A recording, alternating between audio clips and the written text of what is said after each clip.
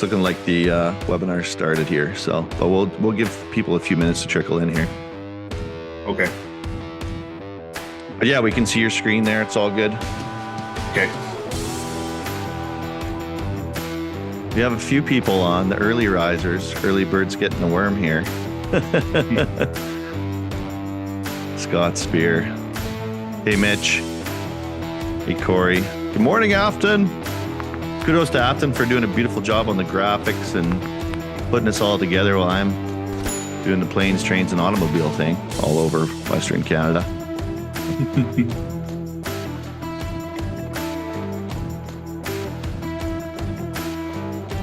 Yeah, we ended up having close to 90 registered, so it's going to be a big one.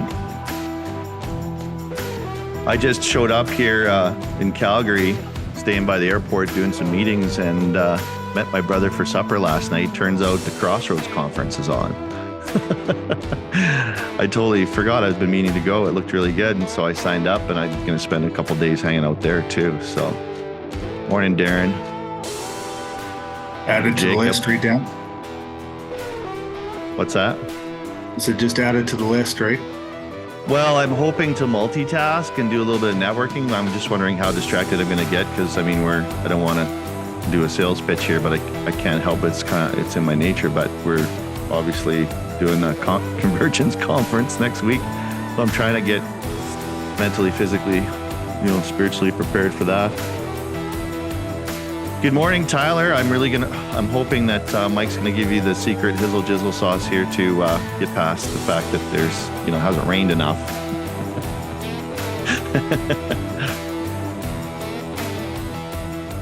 I'm hoping that you'll have some good questions, Tyler. Darren Burka, nice to see you. Go ahead, Mike.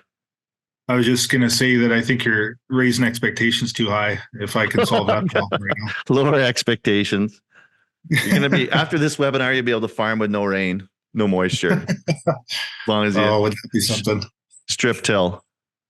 Yeah. Not strip till. Is it what it was stripper head? Yeah. Stripper header. Strip till. Yeah. I'm mixing up my no till strip till. That's why I'm not the agronomist. Strip till. Stop me if I say strip till in the webinar. I actually like it when you say that. Okay. I was up at 4 this morning, so I feel like I've worked half a day already. I had a logistical jam because I had a meeting at 8:15, so I actually came to the location ahead of time. So I thought things were going to pile up here. So 2-minute warning before we go SpaceX here. Good morning, Andrea DeRue. I guess you and Mike would know each other well in the agrosphere. Mm-hmm. Lovely to have you. I'd love to call on you, Andrea, if you have any questions. So I'm sure you can ask some brilliant leading questions better than I, knowing what you know. Morning, Belinda. Dan Flynn. I guess I wasn't, when I made you the co-host, apparently it felt like it just automatically started it, which is no big deal. It's cool. But normally we'd still be in practice mode here. So you guys this is behind the scenes right now. Excuse me. Morning, Eric. Morning, Matt. Morning, Leah. Lucas. Mario. Gonna see you in France here shortly. Mike, you should come to France with us to see the T-Mac factory and check out. Try to pass that by the house. I'm sure they'll be really overjoyed about me leaving again. So we'll bring your wife and family to France. It'd be lovely. Yeah. Morning, Terry. I'd be picking on him later too. Good morning, Shauna.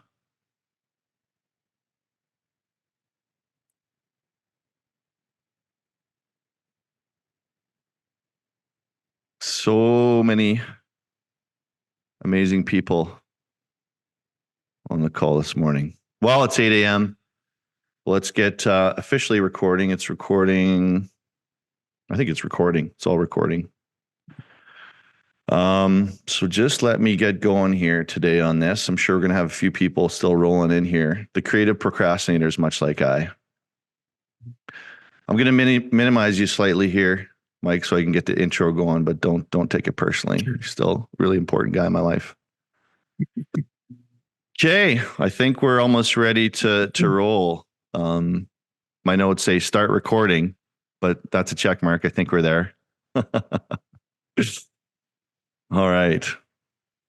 I wish I had one of those like directors.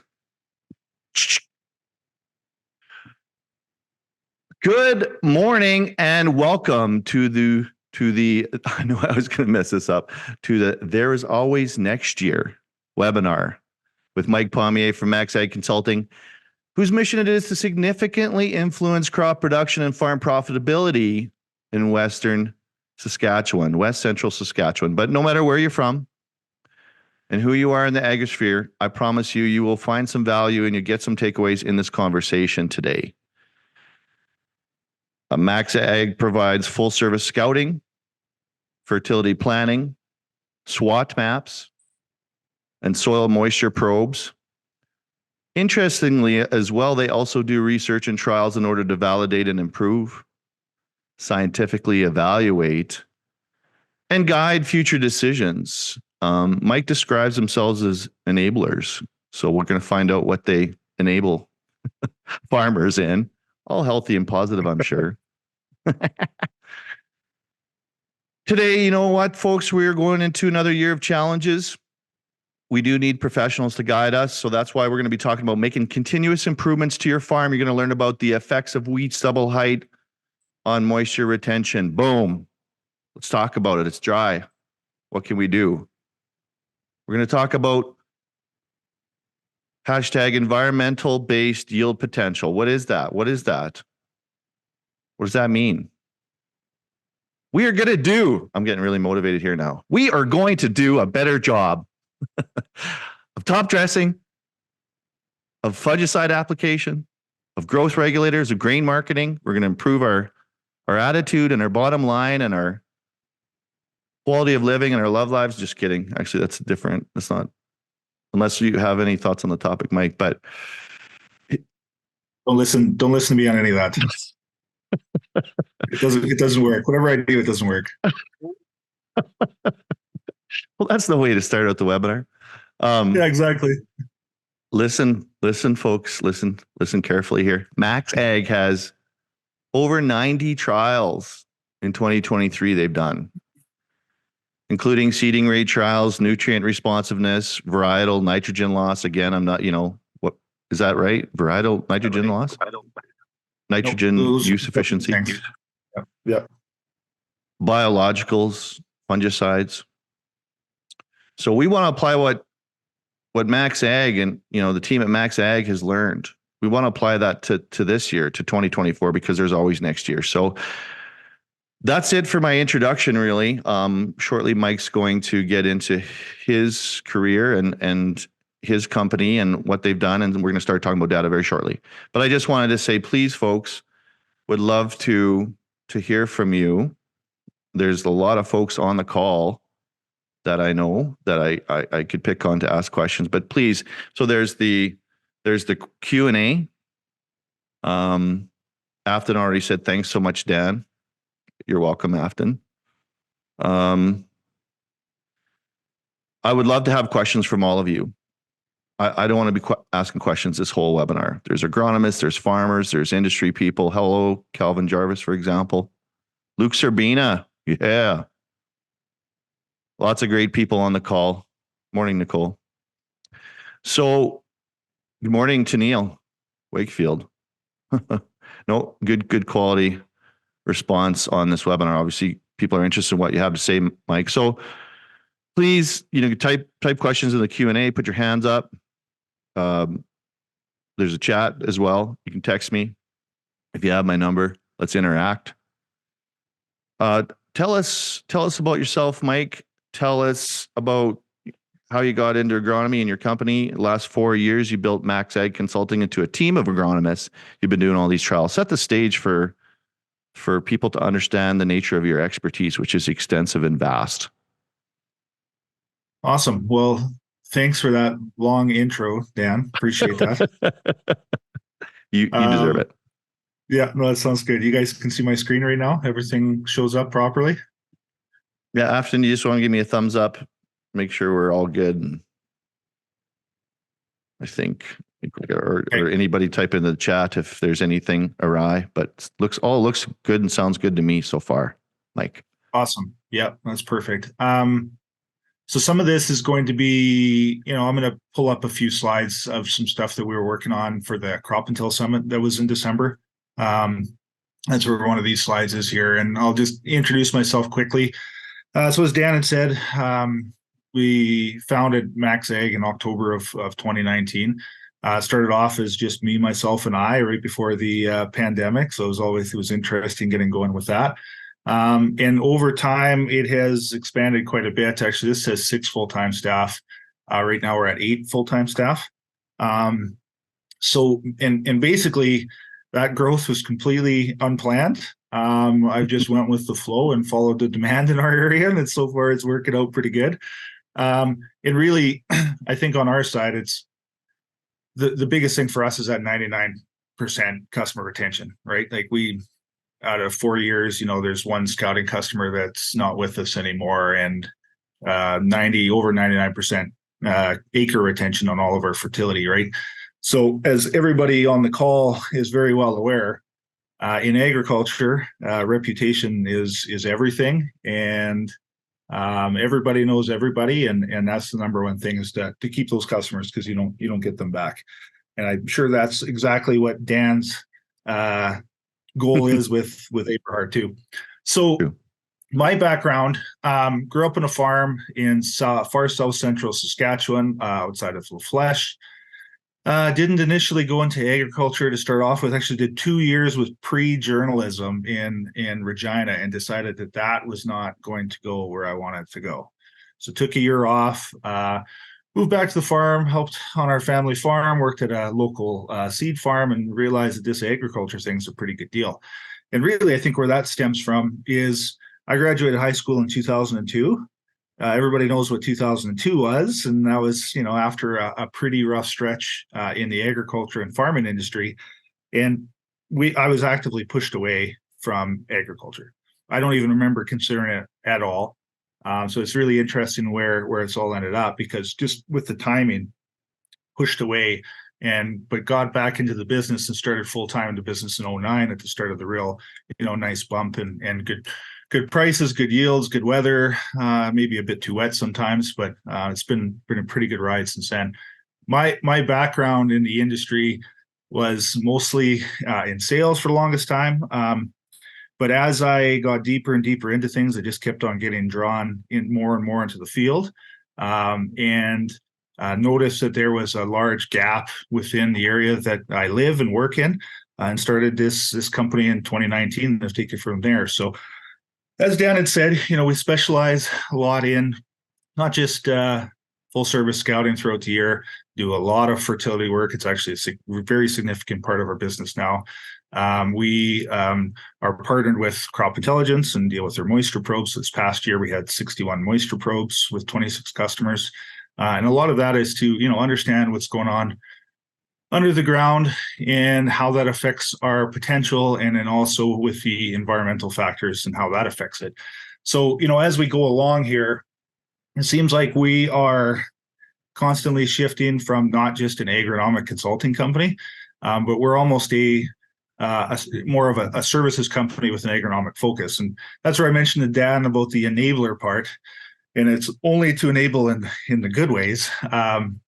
But it's there's a huge role within the industry for us to connect the tech and the tech industry and some really cool tools out there with our customers and our farmers, and to be able to use them in the proper way to make them applied on the farm. Because I think that's been honestly the biggest gap with a lot of these products, is they're really cool, but how do you use them, and how do you use them to make more money? So we're the filter for our customers, is the way I see that. That's awesome. Great background, Mike. I guess my first question is too, just to frame some of the data. What do you guys find is really important about doing these trials? Because I mean, there's so much variability. You're dealing with large geographies. You're dealing with a lot of soil conditions and weather conditions, and even mindsets and different things. What what's really important when you guys go to do a trial to get the data? Well, I mean, one of our things with our trial strategy is we do things a little bit differently than I would say the general industry does, because we actually want variability in our trials. I want to put trials in the highest variable areas because we want to tease out differences. We want to tease out differences between soil textures and organic matter and water holding capacity and topography and all those types of things, right? And so that's something that we really want to tease out. Is we don't want to have a perfect trial on the flat piece of land with no differences, because generally that's not overly real. So that's where the fit is and why we're diving into this, because we need to uncover some of the responses from different products and agronomic practices that are real in the field, and to be able to place them and understand them a lot better than what we typically have. So, really at the end of the day, in order to give an advanced recommendation, we better need to understand those types of differences in the field. And I don't feel like that information in our area is out there. And so we want to just better understand that. You stole one of my clincher questions. I was going to just lay it down. Mike, why do you love variability? What is going on with that? But it's an interesting perspective, and I think you're onto something there. I think that's a good way to preface it, because that's the challenge with trials. I mean, there's so much real world variability out there. So going from there, then, given your journalist background, what's the biggest thing that you've uncovered in the field of significance that folks on the call might be interested in today? Well, I mean, in the last few years, the big thing has been, hey, are we going to get any rain, right? I mean, we've been awful dry in West Central Saskatchewan the last few years, but what that's done is lead us down the path of trying to better understand moisture retention and water availability and infiltration. And we're definitely not at the point where we have all of the answers figured out or anything like that, but I think it's really interesting to dive into that, especially with the help of some of these moisture probes, subsoil moisture data. So right. I can show you a few things with that. Sure. Because we've done some work with stripper headers, and that's been really interesting. And I guess to preface this, the last few winters, we went into the winter with early snowfall, with completely dry soils, not a lot of frost in the ground whatsoever. This fall was different because we didn't get snowfall really until January, and we do have surface frost in the soil, which is going to potentially affect our water infiltration. But the last few years, the water infiltration from snowfall is the only reason that we've had a crop. In some of these fields that I'm going to show you here, in season, we didn't have a rainfall event strong enough to affect our 10 centimeter sensor with our soil moisture probes. So we didn't have a single rain event in season that went down the 4 inches. Wow. So that's not a good recipe for a really great crop, right? Right. So we've done some work with that, and I mean, we've seen some different things the last few years. And obviously, I'm going to show you a few fields here right now. To give you an idea, and everybody's seen this in West Central Saskatchewan. It's very obvious, but these fields here, you can see on the West Headland, that we have a lot higher yield than we have anywhere else, and you can see that on both these fields. And really, what that is there's lentil stubble to the west of them. That's these two fields right here, if you can see my cursor. Yeah. So that blowing snow that goes into these fields and catches in there is providing a huge yield increase, right? And so obviously that begs the question, well, what if we just leave more stubble to catch more snow and increase our water infiltration from there, right? So we've done some different snow surveys with that to be able to measure differences in subsoil moisture. This one we did here, we did some work with Philip Harder with that.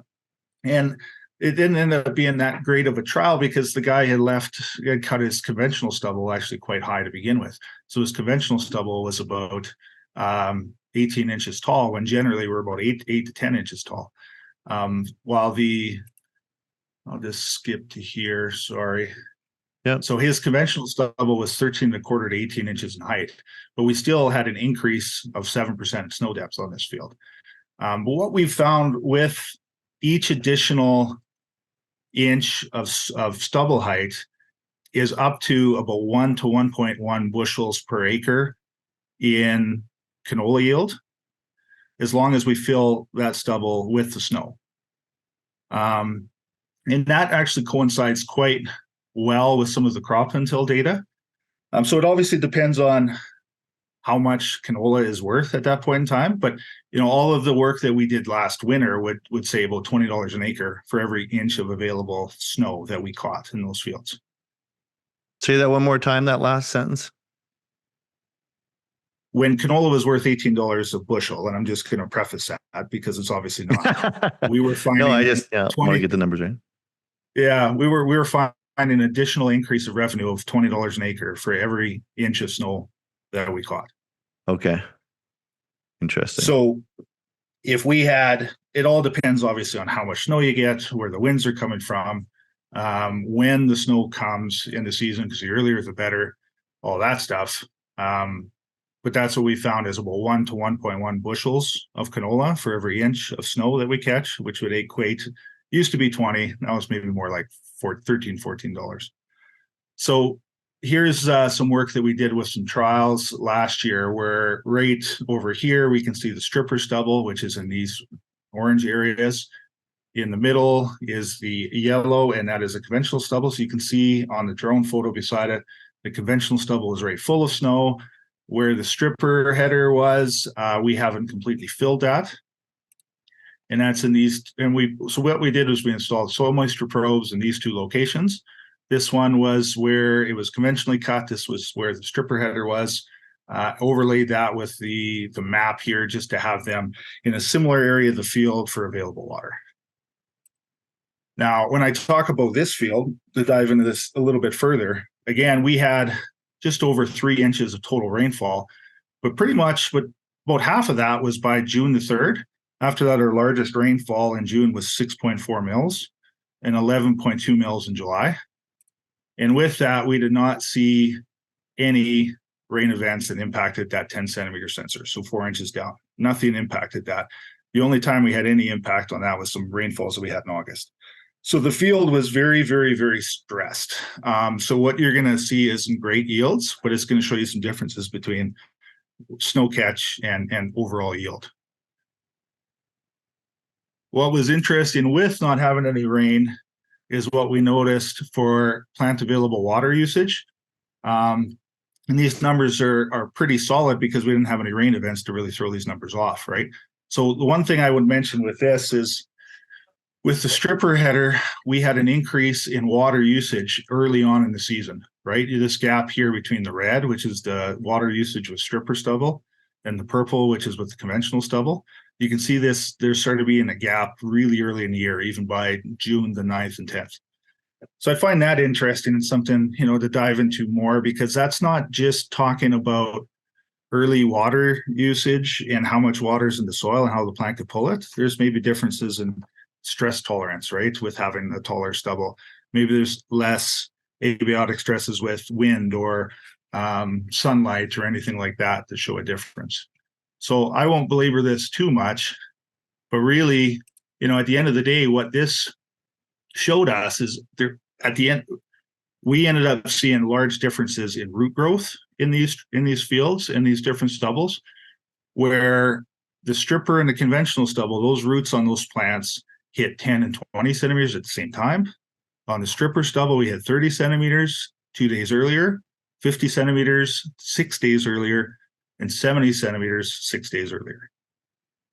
Right? So a lot more aggressive root growth, which is very much due to a heat event that we had June 21st and 23rd, where we still had more moisture at surface on the stripper stubble, while the plants on the conventional stubble were running out of moisture, and they still hadn't really fully established their roots deeper.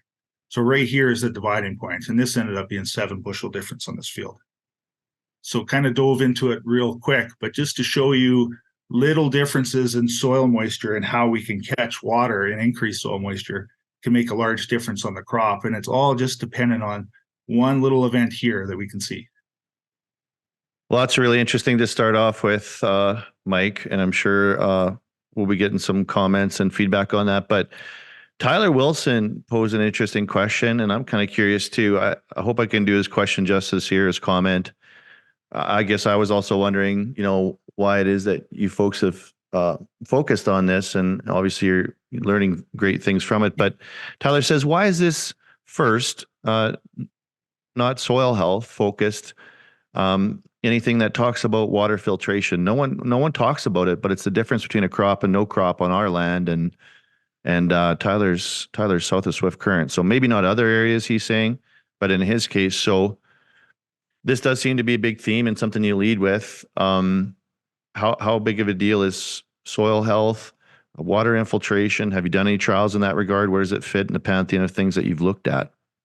The water infiltration one has been, we haven't done any trials because ideally what we would be doing is pulling that soil out of the ground and to be able to do infiltration trials at that stage.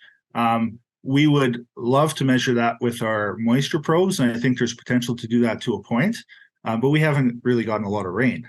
So see with this one, like it'd be really interesting to see the difference in water infiltration, but when you don't have a single rain event that goes down to 4 inches, like how are you going to do that, right? Yeah. So it's a focus of ours and something we want to continue to do more work on, and that's going to be a focus going into next year. As our plan is to dive even deeper into that soil health realm and understand, what products like humics, humolites, and biological products can affect that. We've done a little bit of work in our area with some of the solonetzic soils and subsoiling and whatnot, but I think there's definitely a level that we can get into that's deeper than where we're at. And probably really, to look at water infiltration and pull those soil cores and be able to try to measure it out of the field in more controlled environment would be a good start with some of this stuff too. When we throw out something like soil health, what do you think is the biggest nut to crack there? Where do you think folks should focus first on their operations? Well, I think Tyler's got it nailed that water infiltration is going to be the biggest thing. If you want immediate benefits, if you can look to increase water infiltration, that's the one. Especially, southwestern Saskatchewan, south central Saskatchewan, west central. We seem to, be in that thing called the Palliser Triangle. And if we can increase that water infiltration, a lot of other things go hand in hand with water. Right? Mm-hmm. Water produces life.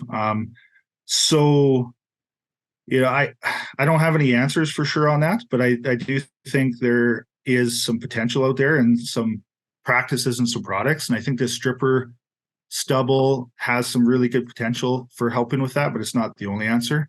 The thing with agriculture and what makes it exciting and maddening and frustrating all at the same time is that there's no variables that are completely independent from another. Yeah. But that soil health realm and water infiltration is definitely an area that we need to dive into more. I'm going to see if Terry's listening. Terry, in the black soil zone, when you look at this stubble here, he's probably doing something else, but I'm just kind of curious, how does that sit with you? I kind of wonder if this is a relatively cheap and easy fix to get more moisture retention and have higher yield. Because we're zero till and probably have more like, grain, straw and stuff like that as a concern. Where does this sit with you? What's your perspective on this? Does it have value in different areas other than West Central Saskatchewan? Yeah. Can you guys hear me? I can hear you, Terry. You sound wonderful. Yeah, for sure. I can't see you, so I don't know how you're looking this morning, but you sound great. Yeah, I did. I'm still sitting in my pajamas here. No, I'm just kidding. Yeah, no, for sure. Water, drives everything, right? And so I think the more moisture you can retain, the better. And, this is one of the reasons we've been seeding in between the rows. With sometimes in our area, straw residue is a bit of an issue. So we haven't looked to move to stripper headers just yet, but I think, the more snow you can capture, and we really seen it this year in a drier year, along those tree rows and where there was big snow banks, 4 or 5 foot snow banks that melted into the soil. The yield monitors were going pretty high, right? So I think as long as you can manage the residue and plant your crop, whether it's seeding in between the rows or, using things like disc drill. We got disc drills. We got warming up the soil is something that's beneficial in a little bit of those colder areas or more northern areas in the spring. But yeah, it's all relevant. So it's really cool data. Thank you, Terry. I think that inner row seeding that Terry had mentioned is a real key. And that's something that we're working with customers on doing a better job of too, because we want to leave that stubble intact. Even if it's just a conventional 10-inch stubble, when we're going over with harrows, especially if we're going too aggressive, where are we losing all of our stubble? We're losing it all on the hilltops, right? We have no stubble on the hilltops. So with this warm weather that's upcoming, I mean, go out there and pay attention to which areas of the field turn black or lose all the snow first, or which farms do. I think that's always interesting to watch throughout the winter. I know in our area, I mean, we had below average to poor crops. Lots of stubbles and cereal stubbles were cut at 5 inches tall, and so even with the meager amount of snow that we had, the stubble was completely full. That stubble could not have taken any more snow. So the rest is just going into the ditches and tree rows, and we're losing a lot of potential there. Even if we had cut that 8 inches tall or 10 inches tall, which is generally an average, I would say, the difference between 8 and 4 inches of snow catch, if you get really strong water infiltration, is going to be an inch to an inch and a quarter of water, which could equate to that 5.5 to 7 bushels of canola. It's a big number. Well, we're getting some great feedback here. We're rolling. We're hot and we're live, and we're just getting going here. This is getting just rough and tumble here. So Andrea Giroux texted me, yes, those forced, quote unquote, forced to cut canola with 20-inch canola stubble this year in the black soil zone are going to be pretty thankful. And then Dan Flynn made a comment, I think rolls into that. Any issues with taller stubble and potentially frost risk with canola seedlings, Mike? We haven't seen that, obviously. I would say in the first couple of years, there wouldn't be a huge amount of risk because you're not getting that thatch layer built up, right? It's where you have the coldest soils is where you have tufts of straw that insulate that soil and keeps the cold underneath, right? Unless we have tracks in that stripper stubble, which we will, I guess, where the drill goes, generally that's all upright and the ground is fairly open. And so I wouldn't expect in the first few years that there'd be frost risk. Now, after that, as you're building up the thatch layer and that a lot of that straw is laying down, I would say hypothetically there could be a risk. What was really interesting with the stripper stubble, and so we're really just starting to play with this stuff in our area, is the water infiltration from snow melt was that much quicker, and the melting rate was that much quicker this past spring. So we were, we were seeing up to 2, 3, 4 inches more snow catch in those areas that we were the conventional beside it. And that ground turned black the same as the conventional. The snow melted so much quicker because that straw was through it, right? So it's transferring a lot of that sun's energy throughout the straw to melt it from underneath, that the snow was gone at the exact same time. And there was no extra water land, which just tells you how dry we were too. So I think, I found that was very interesting because I wasn't sure how that was going to play out. But again, it's important to understand how different soil conditions, environmental factors will play into that as well. Because say going into this fall, we have 8 to 10 inches of frost in the ground generally. Are we expecting to see the same amount of infiltration? Maybe not, right? We'll see. Is your canola cold tonight? I was just thinking of like a country song there actually about you don't want your canola to freeze, but no charge for that, folks. Mitchell McPherson's asking, can you touch on infiltration percentage from my soil probe data? We infiltrate next to nothing. I'm comparing my moisture when probe is removed at freeze up to moisture when it's installed minus any rainfall received that spring before install. So he's basically saying that when he installs his probe, his soil moisture isn't any higher than when he removes it in the fall. Is that what that was? Yeah. Can you touch on infiltration percentage from my soil probe data? We infiltrate next to nothing. I'm comparing my moisture when probe is removed at freeze up to Right. moisture when it's installed, minus any rainfall received that spring before I Right. install. Sorry. So Is that yeah, clear? so kind of, yeah. There's a lot of factors that are involved in infiltration through snow melt. And a big one would be what's your moisture going into the winter. We've been so dry in the top 16, 18 inches that our infiltration has been really high. And so we'll go into the winter with maybe a little bit of moisture at 50 centimeters or 20 inches, and some at 70 and 100 because we're not rooting down properly with the conditions that we've had. And we can almost fill that completely with snow the last few years. We've had lots of snow. Now, if we had moisture in the fall, a higher amount of available water throughout those different sensor depths with the probe, then I wouldn't expect to have a lot of infiltration. So I think the context matters, and in where you finished the year and where you started the year. If it was drier and you're not seeing infiltration on your probe, I guess obviously the first thing I would look at is it installed in roughly the same spot as where you removed it from the fall before. We want to have proper context on those probes. And then the next place would be to look is, are you finding any hard pan layers, right? The sensors don't start until 4 inches down. So take a penetrometer out and just see what you find in those cases. And I'd almost have to look at just the individual field data to really give you a perfect answer on that one. Okay, well, that's really cool, nuts and bolts stuff. But let's zoom out a little bit here and start getting some broader topics, given all the data that you've got. And there's so many things on folks' mind. But I'll set you up here. When it comes to VR strategy, Mike, why does your shit stink? I was hoping you'd ask that question. Hey, don't worry, man. I won't let you down. Yeah.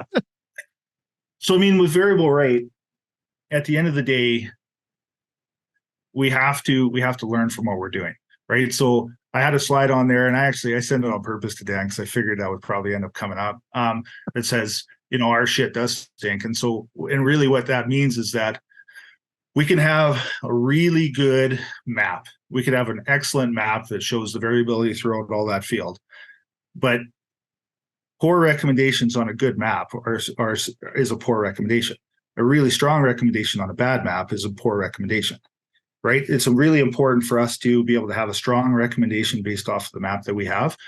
And in order to really understand that, the history off of that farm in that area, in that field, is really important. So we do a lot of work in understanding what we're seeing off of our maps, and a lot of yield analysis with that. Like, what is the yield distribution throughout this field based off of the specific environmental conditions, right? What are we seeing for nutrient usage through that farm and that area? Where are we seeing responses from certain products? Are we getting a response on the hills versus, say, mid slopes and low areas? There's a lot of things like that. And so really, what that saying our shit does stink means is that we can't assume that we have this all figured out. We have to continue learning and testing. And really what we believe in is micro data over big data. And that each field is different. It needs to be treated as such, and that history matters. And we have to understand how the field is reacting to what we're giving it to be able to continually get better year after year. I think if you could touch on mineralization, nitrogen use efficiency, fertility in dry conditions, I think that'd be of interest to the crowd too. And I'm still looking for feedback and questions, folks. I might even go to the more agronomic folks at some point and ask what's their biggest burning question for your fellow agronomists here if it comes to that. But is that a good topic, Mike? I see you've got some slides here on mineralization and. Yep. I'm going to pull that up here right now. Yeah, please do. Please do. Okay. You can see the mineralization slide up now, Dan? It's gorgeous. Okay, well that's good. I put a lot of effort into that one. Yeah. I like my Your English is awesome. I like my slides simple. I don't know if you noticed, but I mean, a lot. This crowd knows what mineralization obviously is, right? But look at the factors that affect that rate of mineralization are mineral content, organic matter, pH, temperature, and water content. So I think the thing that we need to understand within our context and how we're building fertility plans is that where do you have your highest organic matter? It's in the low-lying areas.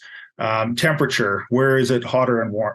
Where we have warmer and cooler soils, where's the water content present? I mean, the majority of the factors that affect the rate of mineralization are due to topography and water availability, right? So it would just go to say that once we increase our water availability and go down slope, our rate of mineralization would increase. We also have more straw in those areas, more breakdown and more cycling and biological activity.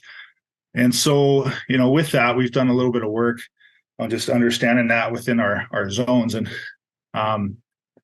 this is a slide to give you an idea. We filtered out our canola yields over 40, which I wish was a larger data set from 21 and 22, but it is not a very big one for our area. But what we've tried to do here is just understand based off of the yield that we're getting throughout these zones and the yield distribution that we're seeing through our zones. So to give you some background, zone 1 is on a hilltop with how we do things. With the zone 10 is either really wet or it could be the saline areas. And so that's why you see a bit of a decrease there is due to some salinity. And then we look and compare that to what we're actually seeing for nitrogen usage through those zones. We can see that, as the yield increases, our nitrogen usage will increase to a point, and then it drops off of a cliff. And that's just differences in what we would assume is mineralization. So this slide here will just show that gap between, say, what the industry would typically use, which is around 3.3 pounds of nitrogen to produce a bushel. And there's a lot of factors that go into that. It's not quite as perfect as that, but it gives you a general idea. While this line here shows the average of what we're seeing when we have a canola yield over 40 throughout those different zones. And this gap is then the difference in what we can't quantify. Because this line right here with the 2.7 going down to 1.5 is taking into account what we've applied for nitrogen and what the soil difference in soil sample values from the fall before to that fall are, right? So how much we've taken out of the soil plus what we've applied. Or even in some cases, how much we have increased the nitrogen soil supply. So with that, you can see this large increase in assumed mineralization that we run up into here. And so I think this is really important for us to understand because we want to be efficient with our nitrogen. We don't want to leave very much behind, but we also don't want to leave yield on the table. And really what this increase in mineralization does is get us to the point where we want to maximize the yield, but we don't want to over fertilize, have maturity issues. That crop will stay green. We could have lodging depending on which crop and what our conditions are. It just gives us the opportunity to further manage those fields, and that's something that we find in basically every crop. Like there's wheat and durum, what we're seeing there, and actually barley. We have quite a bit of barley in our area, and barley is really interesting. And the reason barley is interesting is it doesn't respond to nitrogen near. It's not as sensitive to nitrogen application as canola or wheat is. So here we can see our increase in barley yield, the same with the distribution that we see on those other crops, but actually our highest nitrogen use on barley is on the hilltop, and then it decreases steadily from there. So it's the exact opposite of a lot of other crops. And so with that, the amount of nitrogen that it uses per bushel throughout the zones is the highest on the hilltop and steadily decreases as we move down. And that's important, really important for us to know, because barley likes to fall flat on its face if you give it too much nitrogen or if you have too heavy a seed rate in those low areas. That's fairly practical. Yeah, I guess so, right? Where the missing component is with this on cereals, and where I'd really be interested in diving in further, is some of these protein scanners on combines. That's something that we're looking at for this year, is to try to access some of that data, because there's some missing gaps with that. Because obviously with cereals, nitrogen usage is a factor of yield and protein. So we've got a very large missing component in there that right now we don't have good clarity on. You like widgets, eh, Mike? The problem when you dive into data and you do trials is all it does is get you to ask more questions. Did you think you would ever learn everything and then you could just finally rest? No, I don't think that's ever happening, because as soon as we learn the responses that we're getting on 40% of our long-term average rainfall, then we're going to run into some 120%, and we'll toss that aside for another 10 years. Darcy N has a question here for you. Thank you, Darcy. A variable rate map building has a lot of vendors. Touche. Do you build your own zones or rely on someone else's algorithms? Do you find any methods you really like, Mike? So we have partnered with the guys at SWAT Maps in order to do our maps, and with that, we're happy with that map building process, and we're happy with what we're seeing out of that with a soil-based map. Like, we do prefer soil-based maps.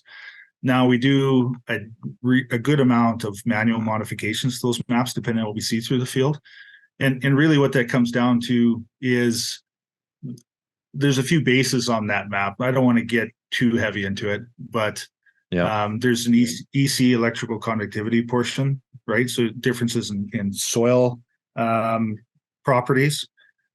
And it's important to understand the context of that. And that's the first thing I'll say is to use an EC map as an individual layer and vary the rate off of that. It's not a very good way to go, because we see in our area a lot of inverted EC where on a hilltop, it should be low EC, but it's high EC. In a low spot, it should be high EC, but it's low EC. And that's due to our history of soil erosion and topsoil erosion in our area. Interesting. So the main thing I would say is, we definitely modify the maps, but I think for us, it was really important to not spend a decade trying to build the right map and develop it ourselves. So I think that's the one thing I would say is, try to find a philosophy in a map that you believe in and run off of that. And then if you have to make tweaks, don't accept it for face value. Understand the field too, and where you need to move that. Awesome. So we're coming up to the top of the hour here, and we welcome more questions. It's been really fruitful so far. I think, Mike, we'll maybe start to go a little bit quicker. I want to try and get through some of your stuff. So maybe we'll call this like the lightning round, if you will. Okay, sounds good. Pardon the pun or the dad joke or however you want to define this, but where do you stand on seeding rates? Plant stands, get it? Plant seeding rates, seeding mortality. I caught it. You just didn't laugh. Yeah, I know. I guess it just wasn't very funny, Dan. I'll try harder. Seed rates are a moving target. If you could tell me how much moisture we're going to get next year, I'd have a really good answer for you on seed rates. What we found last year, where we were generally anywhere from 30 to 55% of average rainfall, is that the standard seeding rates that worked in average moisture conditions in 22 were too high.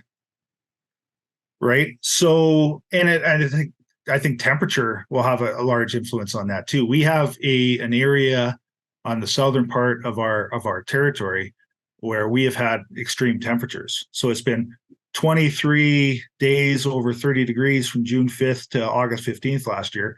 And those areas, if that's a consistent effect, would respond better to a lower seeding rate.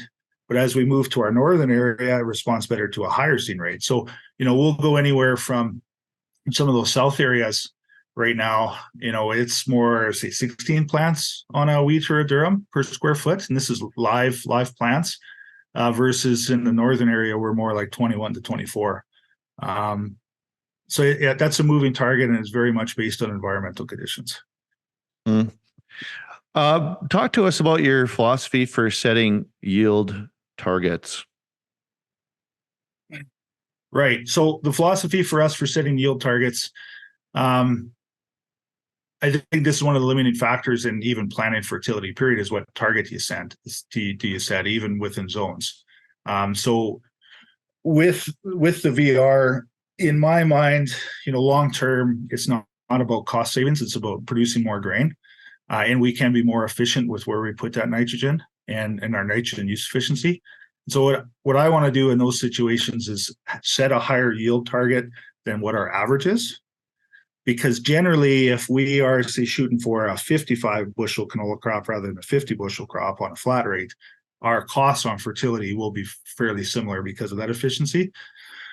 And then with that, it's okay, well, where do I set my yield targets within each of those zones? And that's where a lot of our yield analysis and understanding the yield distribution through the field, as well as the conditions that we're in currently, say, if it's dry in the fall versus it's wet in the fall, to try to set smarter yield targets through those fields. And that's really a big challenge within the space because every field is different. Whether it's more low-lying or lots of hills and topography, whether it drains or it doesn't drain. So those are it's very individually field specific on how we set those targets. This one's going to maybe trigger a few folks, but we're in the business of being a controversial, obviously. Is climate change real? I see you've got an on-farm climate action fund going here. Yeah, I mean, we've done some work with some of the funds to be able to access some of the grants that are out there. I mean, the climate's always changing. One way or another, it's always changing. The hard part is to understand how much that is influenced by us. And it seems like even the harder part to understand is who's to blame, because everybody wants somebody to point the finger at. The data very clearly shows that Western Canadian farmers are the least of our worries. Right. So maybe I'll just leave it at that. Well, we were both sitting side by side when the MLA said that we produce a ton of canola in Saskatchewan, 67% better than anyone on planet Earth, barring the Russians, for which we don't have data. But that's pretty significant when your clients around the world are asking, what's your carbon footprint, as though that was the key factor for buying your product. And where do you think carbon's going as far as a market and how farmers can capitalize on that, make money? Oh, I wish I had a real good handle on the carbon market, because it seems like we're always a year or two away, and it's been like that since I started my career. Yeah. So, I mean, for us, with our customers, I mean, our best advice that we can give them right now is to be patient and watch it play out. I don't think we want to jump into it too heavily. Now, it seems like there's some markets starting to develop with a bit of a premium on grain at times, and it's to be able to be visible with your data and application data and be able to prove what we're doing. And that's something that, we potentially could dive into a little bit more. But as far as like carbon offsets and carbon trading and all that type of stuff, I think it's better to be patient right now and just see where the market goes over the next few years. Perfect. Circling back a little bit to the VR you're talking about, Matt Mays offered a question. Thank you. Were your yield targets by zone different, and were the overall N applied different by zone? Does that make sense? Yeah, kind of. Yeah. So based off of the data that we've shown on mineralization and nutrient and nitrogen usage that we're seeing there, our nitrogen rates by zone are different for every zone, right? And so we might have a target on a mid slope of 55 bushel canola on a hilltop of 45, but the pounds of nitrogen applied per bushel will be higher on a hilltop than it will be on a mid slope, right? So it'll still be overall in total less, but it'll be higher per bushel, like it's more intensive, because there's less background and less free up of nutrients in those areas as compared to, say, what a mid-slope area is. So I hope that answers that. Let's go even faster now, Mike. Let's ramp her up and pop the clutch here, like when we were young men, So like 1 minute to 2 minutes here for each of these. And then Terry's asked a great wrap-up question, unless somebody else has something. But how do we do a better job, or what is your philosophy on, boom, top dressing, go? Understand your soil moisture, what your yield potential is, and your timing. Those are the three things. How do we do a better job of fungicide application? Well, we're doing a lot of testing to understand where it pays. So does a sclerotinia fungicide ever pay on a hilltop? I think that'll help narrow it in a bit as well. A lot of it's environmental based, say with fusarium. So pay attention to temperature and humidity and those types of things and timing. What is your take on the growth regulators? They're not a one size fits all.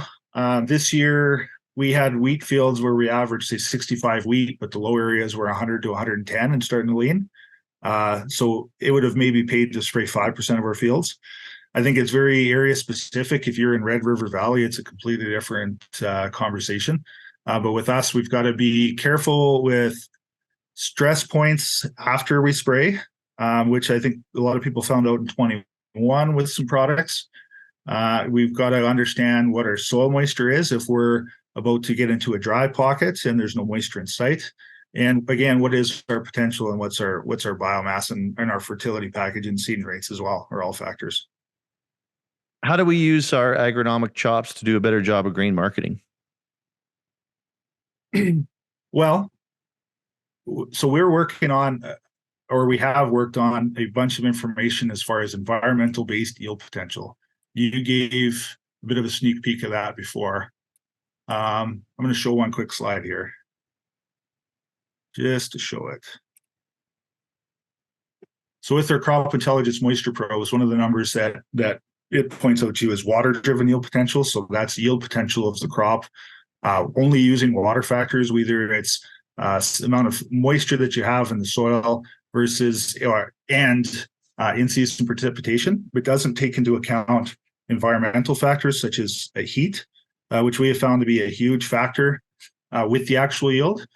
So you can see here with Durham, this is the water-driven yield potential on the blue line on the bottom, and underneath it was the actual yield. So we're seeing a consistent gap between those two. As soon as we start taking in factors that we have outlined through the environment, we can really start bridging that with what we would call, I guess, environmental-based yield potential with actual yield to really understand what our potential is with all factors involved. Will biologicals put hair back on your head and improve your love life? Well, hopefully, but that's my only hope, right? Fingers crossed. Yeah, I think there's potential in this space, but there's a lot of noise and a lot of participants, right? And so we need to really dive in and be able to validate these products. So I guess let's wait and see. But we've done, to be perfectly honest, we've done a lot of work with nitrogen fixing biologicals and whatnot, and haven't had much luck with that. So okay, what do we need? We need to change gears a little bit and look at some different things. So that's where we're diving into the soil health space some more. Can we improve some soil characteristics and drainage and compaction and that kind of stuff to look at that? I think there's a lot of noise. Buyer beware. Try some stuff, but on small acres, try to measure it as best you can. Well, it has been an incredible conversation. I was really glad to connect with you. I know we've been talking about, getting together in this context for a very long time. Love to have you on the podcast as well. And I'm just really, really interested in all the data that you're doing and the conclusions that you can form from that. I think this is the right way to go about it. Hopefully folks have seen the value of working with an agronomist, whether it's Mike and his team at Max Ag, or anybody in your community that you can form a good relationship with, because 2 noggins or 10 noggins from high quality people is always really fruitful. I got one last question to take it home, but I guess just a little bit of housekeeping to remind everybody on the call too. Please check out our family companies, Aberhart Farms, Sure Growth, Aberhart Ag Solutions, Convergence Growth, and it feels like things are about to double. And then Darcy N, God bless you. I think probably Biosol is still the best bet. So Mike's pretty familiar. Actually, we're meeting with them shortly here, but obviously Dean and Doug, top dealers of ours, have put a lot of tons out into the area and worked with a lot of customers, and a lot of folks trust them. But and also one of the really fun things that we're working with Mike on is he's going to be coming to the Convergence Conference, which is being held in Regina next week, February 6th, 7th, and 8th. And it's going to be absolutely incredible. It's actually all booked out. I'd put a pitch in there but we were shooting for 150. And it ended up being we're overbooked at 220. So it's going to be really fun. And the other thing is, part of my ulterior motives here, I guess, as a capitalist is we're going to be doing some trials with Mike on things that matter, like Humulite and rock phos and biosol and different things. So it's important for us reputationally, just like Mike said at the front. I mean, Harvey always taught us our reputation is everything. Having some money is nice too, and warm bed and shelter is also good. But hopefully we can get those things through the value we provide to others through liking us and knowing and trusting us. But the last question to take us out of this most excellent webinar. Thank you, Mike. Like, I really appreciate you and your approach and your philosophy, your down to earth attitude, good looks and charismatic approach. What do you think are the greatest agronomic opportunities for farmers to focus on in the next 3 years? And don't be afraid if I step out for a minute. There's actually somebody coming. I have to let him in the door, and the door is locked here. Just going to open up the door for him. I'm just going to let you. I'm going to run and do that quick. But what's the biggest agronomic opportunities for farmers to focus on in the next 3 years? To take us out to top of the hour, you got 4 minutes, so make it count. It's a big question. This isn't even necessarily agronomic when I'm going to start off with this because it leads into agronomics. But I think, honestly, a big differentiator over the next 10 to 15 years is going to be mindset and farm management overall.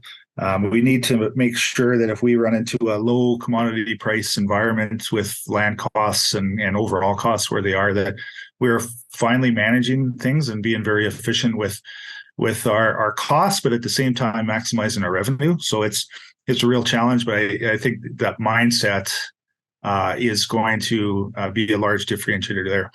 As far as agronomy goes, I mean, really, it's just along those same lines, right? It's catch as much water, infiltrate as much water as we can, manage our nutrients to be able to maximize yield without over applying, which is a challenge, again, when you have 40% of average rainfall.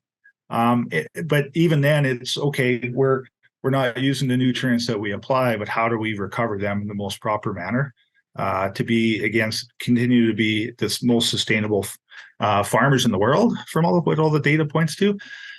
What else could I say with that? Even then, we're doing a lot of work with varieties in all types of crops to better understand how they perform, right? So we are seeing that specific canola varieties are doing better in higher, drier locations, say on hilltops, and others versus low-lying areas. And so variety selection and field selection, I think, is something that we can hone in on a little bit more too and do some more work on. And it would be really nice if we had some of that information when some of these, say, canola varieties are released, but it seems like we have to do that work. At the end of the day, do lots of testing, split fields, understand what your fields are telling you, and try to be the most efficient you possibly can. Wow. Well, that's great, Mike. It's so awesome to have you on. I'm really excited about spending some time with you next week. Kibitzing back and forth will be shoulder to shoulder with a lot of amazing folks from the industry. It's going to be highly inspiring. I think we all need a little bit of inspiration to kind of get us going here again in 2024 after the holidays and, the changing landscape of farming, which is always a challenge. But I think sometimes when we come up against a challenge, Mike, we got to just say, good. It'll make us tougher. It'll make us better. We got a comment here from Darcy Ann. Thanks, Mike. Love your data collection determination. Afton Chabot said, love it. Nice work. I know everybody appreciates everything you're doing for the industry. And I think if everybody was on this path, the industry would be better for it. So keep up the good work. I don't know what's up for, what does the future look like for Max Ag? You went from 0 to 8 or 10 overnight, you popped the clutch. Where are we going here next? Well, I honestly, it's more of the same. I think we want to make sure that we do a really good job with the services that we're already providing. Try not to get too thinned out. We want to maintain that level of service. We have lots of plans to continue doing lots of trials next year and to be able to focus that. What our goal is to be more and more highly concentrated within our current trade area, right? And so just be real experts on our area and try to significantly influence the crop production and profitability on these guys' farms, right? I mean, at the end of the day, our goal is to leave a legacy in West Central Saskatchewan. So that's what we want to focus on. Just wanted to say thanks for inviting me on here, Dan. And I'm really looking forward to Convergence Conference. I think it was posted and I registered within a day because it looks like it's going to be a really, really good event. So. Okay, well, I'm excited too, and you're welcome. I think it's going to be a great collaboration in the future. We covered a lot of topics really quickly, but if anybody's wanting to hear more about a specific topic, let me know. We could always do a webinar again. It's really effective to communicate this way. So I'll give Corey Lesson the last word here. Thanks, Mike and Dan, for great info. Could use a few more hours to really hear about all your work. So that makes a person feel good when you put in that work and you get the feedback from your customers and folks that took in the information. So thanks everybody for coming on the webinar today. We're going to be posting this recording on YouTube here fairly shortly, I believe. But have a great rest of the day, rest of the week, and we'll hopefully see lots of you folks at Convergence. Thanks, Mike. Thanks, everybody. Appreciate it. Bye for now. Katie Donahue, proud to have you representing West Central Sask, Mike. Great data, well done. Take care, everybody.